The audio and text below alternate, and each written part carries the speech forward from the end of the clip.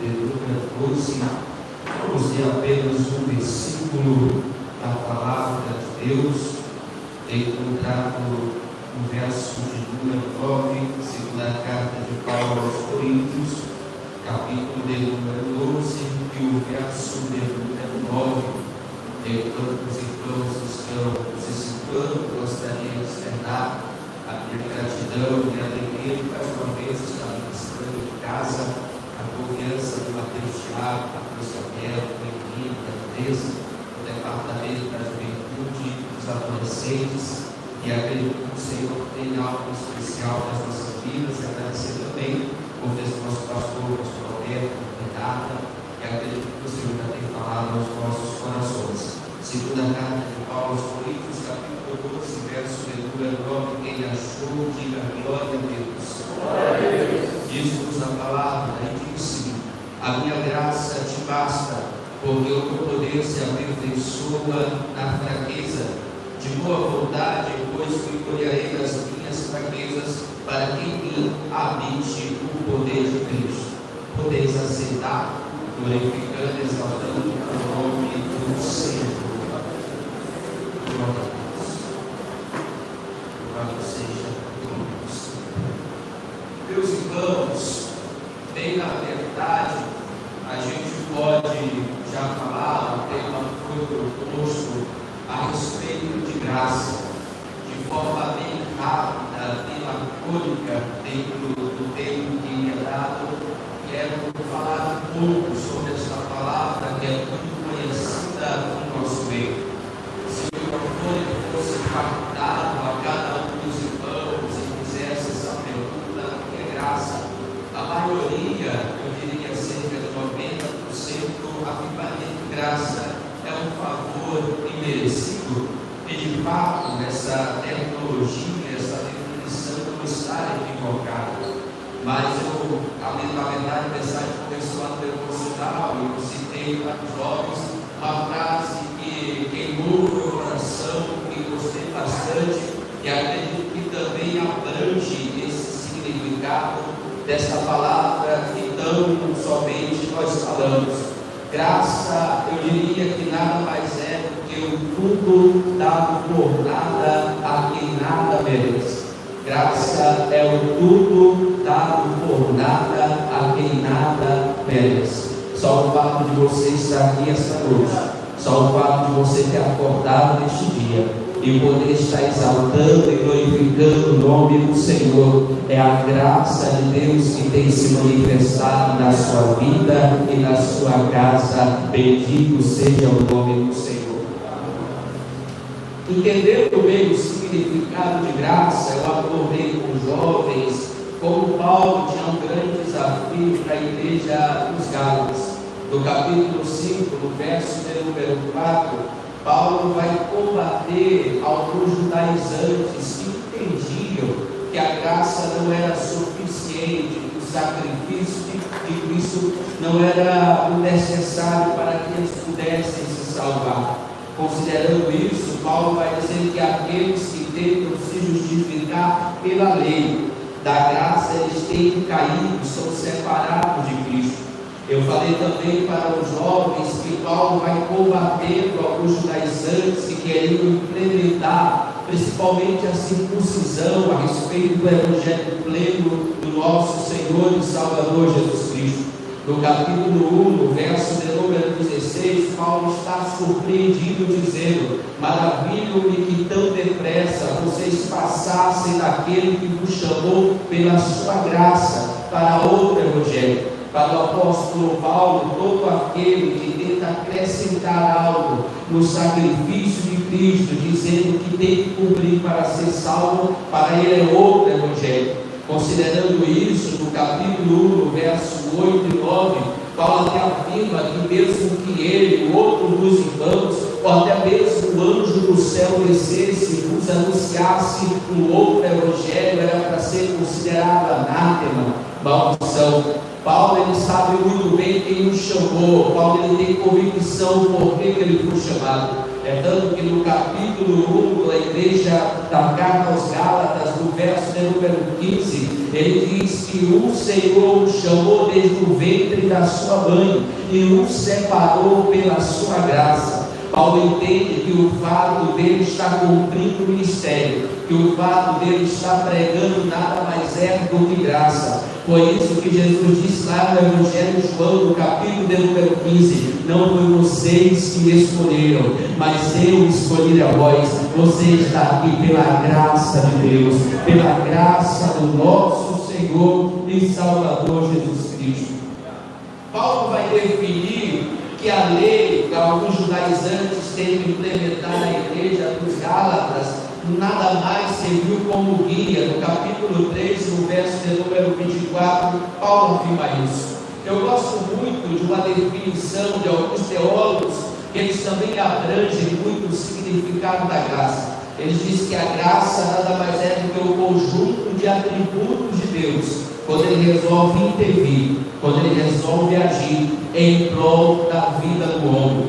Então, graça não se resume só à salvação. Graça também se resume ao favor de Deus em todas as nossas áreas, em todas as vezes que nós rogamos e dependemos dele. Estamos no culto de jovem, e eu quero te falar rapidamente que também tem graça para te livrar da tentação. Paulo mesmo escreve na primeira epístola aos Coríntios, no capítulo 10 e no verso de número 15, dizendo: não veio sobre vós tentação senão humana, mas fiel é Deus, que não vos deixará tentar além do que podeis, antes vos dará escape, vos dará graça para que vocês possam suportar. A graça de Deus para nós, jovens, resistir às tentações e às propostas que o mundo nos oferece. Afinal de contas, então, Richard, o que é tentação? Nós já estudamos uma certa lição na IBD que tentação, de uma forma simplória, seria um convite ao pecado. Nós sabemos que todos os dias somos bombardeados de muitas e diferentes informações. Sempre o pecado está nos chamando, sempre tem um convite para nos afastar da presença do Senhor. Pelo menos eu destaco 3 agentes que sempre vão fazer este convite para nós. O apóstolo Pedro, na sua primeira epístola, no capítulo 5 e no verso de número 8, ele diz: estejam alertas e vigiem, o diabo, vosso adversário, anda em derredor, bramando como leão e buscando a quem possa tragar. Se tem uma coisa que o diabo é paciente. Ele analisa, ele avalia, justamente para ver os seus pontos fracos, para lançar um convite para você ceder à tentação. Mas fique tranquilo, Tiago também vai nos esclarecer e nos dar um conselho. Epístola de Tiago, capítulo 4, verso de número 7, dizendo: resisti ao diabo e ele fugirá de vós. João também diz na sua primeira epístola, no capítulo 13, no verso de número 8: foi para isso que se manifestou o Filho de Deus, para desfazer as obras do diabo. João também diz na sua primeira epístola, no capítulo 2, no verso de número 14: jovens, vocês são fortes, a palavra de Deus está em vós, porque vocês já venceram o maligno, já venceu o diabo. Tem graça de Deus para você vencer o inimigo das nossas almas. O segundo agente que possivelmente vai nos convidar para nos afastar da presença é o mundo. João também, na sua primeira epístola, no capítulo 2, no verso de número 15, ele diz: dá um conselho aos jovens da igreja: não ameis o mundo e nem o que no mundo há, porque se alguém ama o mundo, o amor do Pai não está nele. Porque tudo que há no mundo, a concupiscência da carne, a concupiscência dos olhos, a soberba da vida, não é do Pai, mas do mundo. O verso de número 17 é tremendo. Ele diz que o mundo passa e as suas concupiscências, mas aquele que faz a vontade de Deus permanece para sempre. Também no Salmo de número 119, no verso de número 9, ele faz uma indagação: Como purificará o jovem o seu caminho? E depois dá uma resposta: observando conforme a tua palavra. No verso de número 11, o salmista diz: escondi a tua palavra no meu coração, para não pecar contra ti. Paulo também dá um conselho aos Romanos, capítulo de número 12: não vos conformeis com este mundo, mas transformai-vos pela renovação do vosso entendimento, para que experimenteis qual seja a boa, perfeita e agradável vontade de Deus. A palavra de Deus te dá refúgio para você resistir ao mundo, resistir ao diabo, resistir aos convites que nós recebemos para deixar. Talvez o inimigo mais ameaçador, mas também Deus tem graça para nos dar, é a carne. Paulo escreve aos Romanos, no capítulo 7, no verso de número 15, ele diz que o bem que ele quer fazer não faz, mas o mal que ele não quer, quando ele se dá conta, já está fazendo. No verso de número 18, do capítulo 7 de Romanos, Paulo ele admite: porque eu sei que em mim, isto é, na minha carne, não habita bem algum. Ele faz uma declaração no mínimo espantosa no verso de número 24, dizendo: miserável homem que sou, e quem me livrará do corpo dessa morte?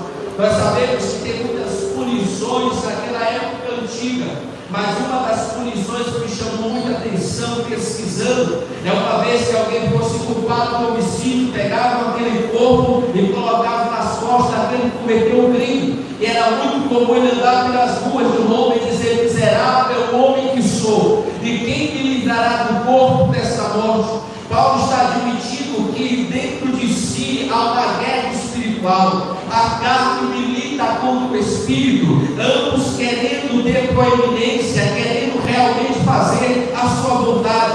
Mas ele vai nos dar um conselho: que aqueles que realmente se submetem a Deus, aqueles que decidem andar no Espírito, têm uma recompensa. Romanos capítulo 8, Paulo declara: nenhuma condenação há para os que estão em Cristo Jesus, que não andam segundo a carne, mas segundo o Espírito. E meu querido, resista às ciladas, resista à tentação, porque nenhuma condenação há sobre a sua vida. A graça de Deus é manifesta para você. A graça do Senhor está latente para que você possa usufruir. Louvado seja Deus.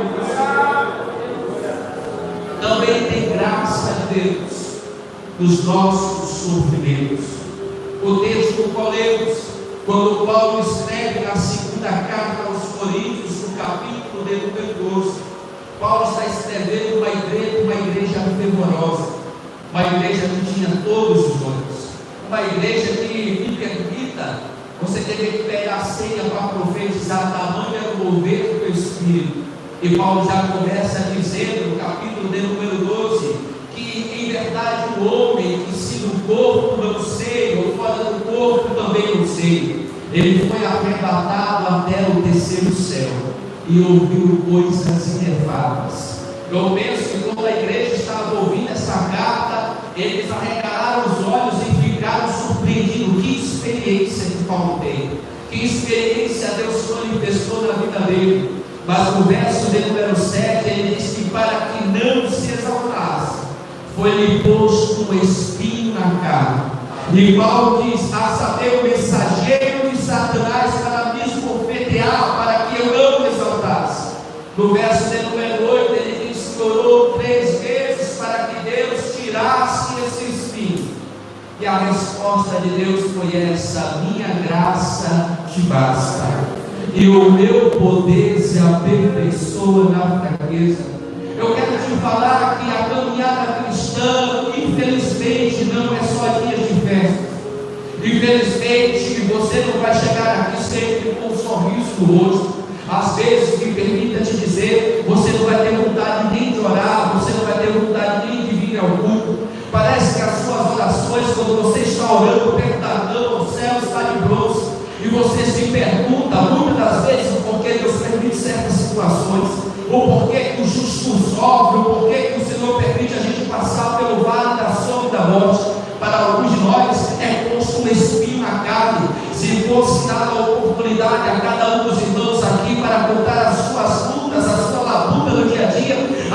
podia ficar surpreendido e ainda se questionar como ela está de pé e como ele está de pé, como ainda ele não largou a fé e como ainda mesmo muitas tribulações vêm para a igreja. O diabo jura que você não vai adorar, o diabo jura que você não vai glorificar, mas para a vergonha do diabo, você mesmo sofrendo está aqui levantando a mão, dizendo: louvado seja o nome do Senhor, exaltado seja o nome daquele que vive e reina para todo sempre. Eu quero te falar que esta luta não é para te matar, esta luta não é para te ferir, e Deus está dizendo: a minha graça te basta, e o meu poder se aperfeiçoa na fraqueza. Não desista, porque Deus está trabalhando ao seu favor. Eu fui pesquisar o significado de aperfeiçoar. Veio da palavra perfeição, que quer dizer o mais alto nível, o mais excelente, o mais elevado. Em outras palavras, Deus está dizendo para Paulo: a sua fraqueza só faz elevar a minha graça, porque você está cada dia mais dependendo de mim. Você não está dependendo da sua força, você não está dependendo do seu eu. Então a minha graça, o meu poder está operando na sua vida. Aleluia. Então Paulo vai dizer: é por isso que eu me glorio nas fraquezas. E no verso de número 10 ele diz: quando penso que eu estou fraco, aí é que eu sou forte, porque a graça de Deus se manifesta na minha vida.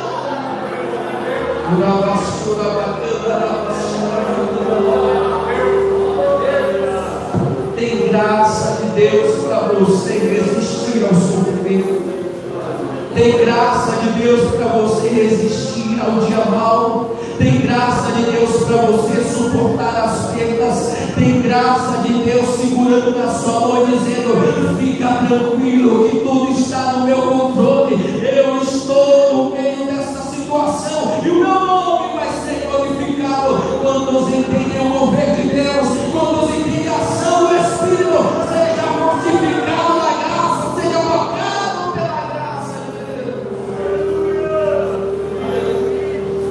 Glória a Deus.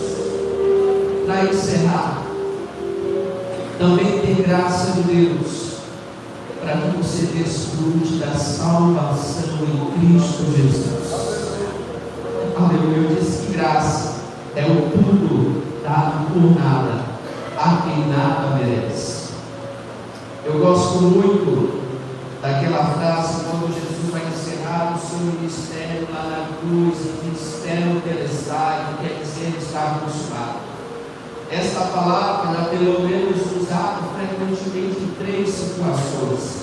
A primeira, quando o pai chamava o seu filho, instruía ele, e uma vez que o menino ia lá, fazia tudo conforme o pai dizia, ele chegava e falava: até o que ele está feito. Eu segui as suas ordens, segui as suas orientações. E outra ocasião era justamente quando alguém que estava na grande dívida chegava lá com um sorriso no rosto e falava: está consumado, está pago. Ou outra ocasião que era muito usada era quando alguém adquiria uma casa própria, ele dizia: está pago, eu tenho direito à moradia.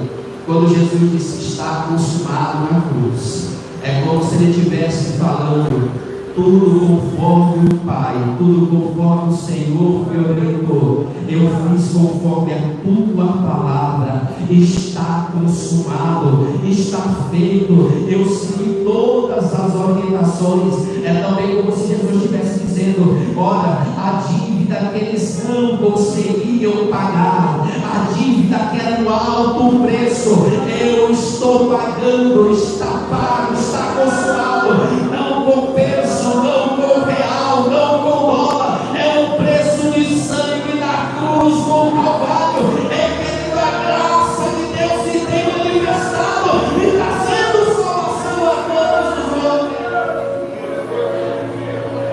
Era também como se ele estivesse dizendo: Pai, está pago, está consumado, eu estou adquirindo uma moradia no céu com eles. Richard, o que é isso? Você está viajando? Não. João, Evangelho de João, capítulo 14. Não se turbe o vosso coração. Credes em Deus, crede também que na casa do meu Pai há muitas moradas. Se não fosse assim, eu não teria dito: eu vou preparar-vos lugar. Tem moradia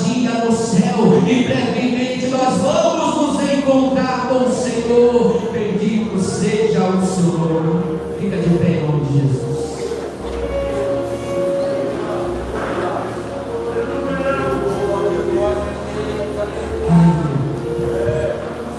Glória a Deus. Meus irmãos, eu não sei, mas talvez entre nós tenha alguém que recebeu o convite para participar deste culto. Eu quero te convidar a você fazer a melhor decisão da sua vida: aceitar a Cristo como o único e suficiente Salvador. Ter graça de Deus nessa noite para a sua vida, para mudar a sua caminhada e mudar a sua história. Se você convidou alguém, está do lado de uma pessoa que ainda não se decidiu para o Senhor Jesus, o convite está aberto. Saia do seu lugar, venha aqui na frente, venha realmente aceitar o melhor convite que você vai receber, que é aceitar a Cristo como o único e suficiente Salvador. Se você está do lado de alguém que ainda não se decidiu para Jesus, o convite está aberto. Saia do seu lugar, venha aqui na frente, seja um missionário, seja um veículo de Deus para a vida desta pessoa. Já está vindo a primeira pessoa para o Senhor Jesus. Aleluia, a graça de Deus está aqui nesta noite, a graça do Senhor está franqueada. Aleluia, convide essa pessoa que está do seu lado. O Senhor Jesus está te chamando. Saia do seu lugar, venha aqui na frente. Aleluia, louvado seja o nome do Senhor. Deus deu o maior passo na cruz para que você tivesse vida e vida com abundância. Louvado seja o nome do Senhor. Saia do seu lugar, você que ainda não fez sua decisão para o Senhor Jesus, e você realmente vai ser alcançado por essa graça que não somente nos abraçou. Prepara o louvor aí, meu querido. O convite está aberto aqui nesta noite. Aleluia, aleluia. Você que ouviu esta palavra, você que ouviu a voz do Espírito manifestada aqui através da sua santa palavra, saia do seu lugar, venha aqui na frente, aonde está a segunda pessoa para o Senhor Jesus, aonde está a segunda pessoa que quer realmente tomar a melhor decisão da sua vida. O convite está aberto. Adore o nome do Senhor.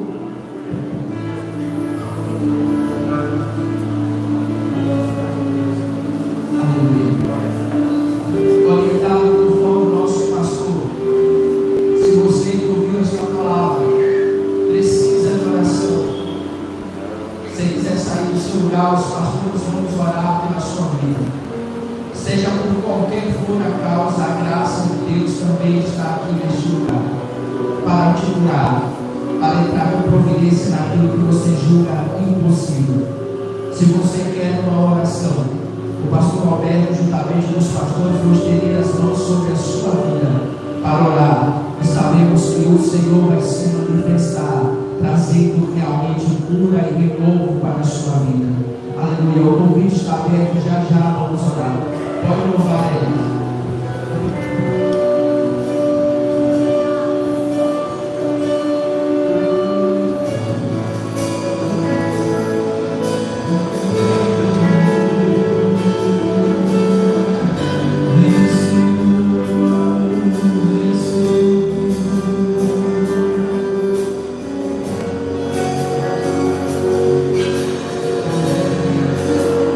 You